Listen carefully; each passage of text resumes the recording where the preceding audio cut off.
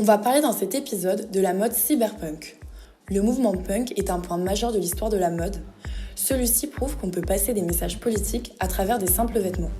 Une mode provocatrice qui tient à des idées anticonformistes. Mais l'ère du punk est-elle morte ? La mode se modernise et pourrait perdre de ses valeurs dans le cercle de la consommation.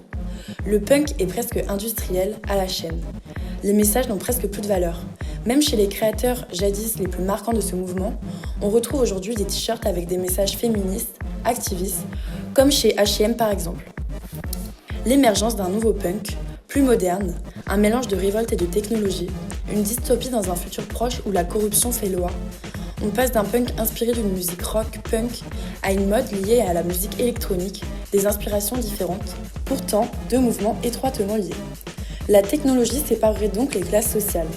Les personnes faisant partie de ce mouvement sont socialement et politiquement actives, remettent tout en question, un anarchisme radical. Ils savent que le système ne marche pas en leur faveur, mais contre eux. Ce mouvement se fait encore rare en dehors de la fiction, pourtant une émergence se fera probablement dans le futur avec la mode qui évolue avec la technologie avancée et l'émergence de l'intelligence artificielle ainsi que de la pollution. Ce style, tourné anciennement uniquement vers la technologie, parle aujourd'hui aussi de pollution et de catastrophes environnementales par exemple.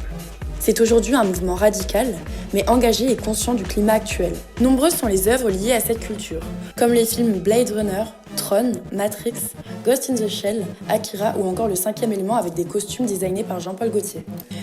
Les codes vestimentaires du mouvement punk sont audacieux, pratiques, techwear, des mélanges entre futurisme et tradition, la peau, des prothèses technologiques, etc. La palette reste dans les gris noirs avec des touches de couleur néon. Les lunettes de soleil et les masques pour le visage sont essentiels.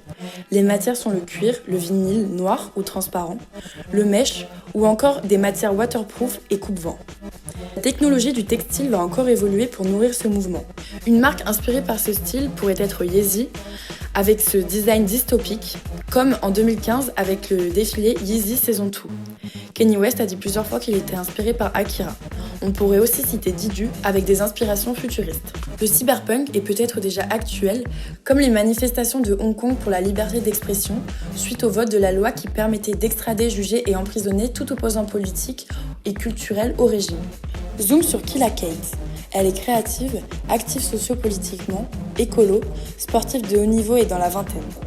Une partie de ses vêtements sont customisés par elle-même. Elle veut se fondre dans la masse malgré son style.